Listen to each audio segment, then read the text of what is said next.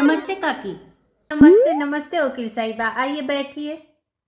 हाँ तो बताओ काकी, किस लिए बुलाया मुझे? अरे मैडम क्या करे, ऐसा समय आ गया ना कि आपको बुलाना पड़ा। वो तो मैं आपका फोन आया था ना तभी समझ गई थी। कौन आया है माँ?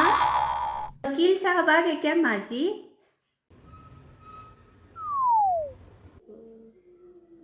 अरे वकील मैडम, आप क्या लेंगी, चाय या कॉफी? को तो कुछ नहीं आता, इसकी चाय तो आप पीना ही मत। मैं आपके लिए शरबत बना के ला रही हूँ, ठीक है? Oh my god. नहीं वकील साहब, मैं ना कोल्ड कॉफी बहुत अच्छा बनाती हूँ, तो मैं ना कोल्ड कॉफी ला रही हूँ आपके लिए। No. Mm-hmm. Cold coffee?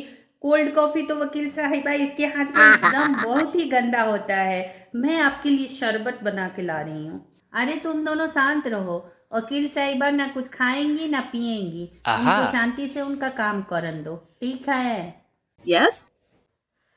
अब देखो मैडम जी, ये दोनों ना हमार बहू है। हमार दो बेटा है और मेरे पति अब दुकान पर रहते हैं।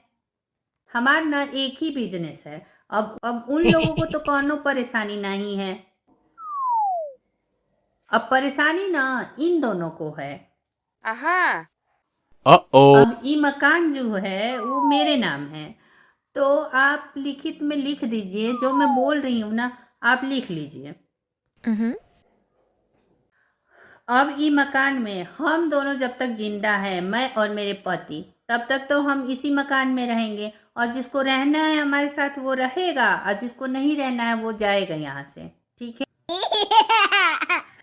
Yahoo!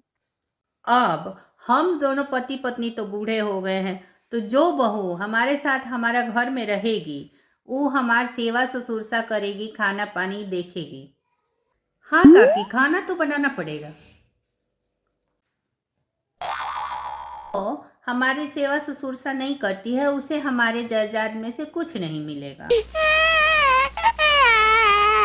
अब वकील साहिबा आगे लिखिए कि ये जो मकान है इसमें से किसी एक बेटे को नहीं मिलेगा।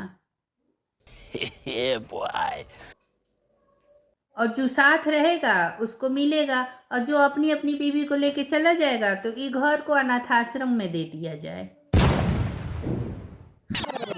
अब ये लोग हमारे जीते जी तो इस घर में रहेंगे, लेकिन हमारे मरने के बाद अगर ये लोग आपस में लड़ाई करते हैं, आपस में झगड़ा करते हैं, तो ये घर का बंटवारा नहीं होगा। ये घर अनाथ आश्रम को दे दिया जाएगा, इनको इस घर से निकाल दिया जाएगा।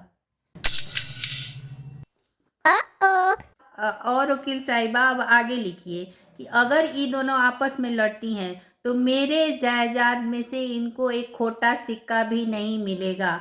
सारा मेरी संपत्ति अनाथ आश्रम में जाएगी। अगर ये दोनों प्यार से रही तो ये सारी संपत्ति इनकी, नहीं तो सारी संपत्ति अनाथ आश्रम में दे दिया जाए। और काकी, आपने जैसा बोला है ना वैसा ही होगा।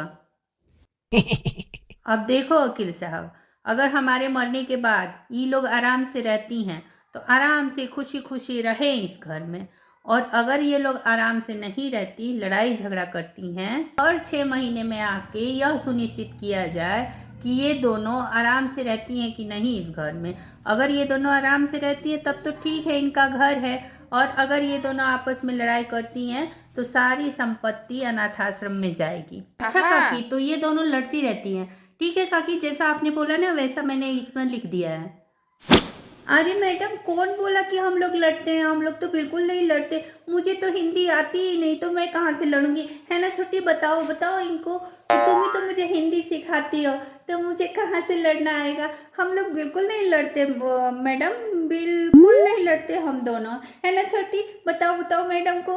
नहीं वकील साहब, हम तो लड़ते नहीं है, ये तो मेरी एकदम बड़ी बहन की जैसी है।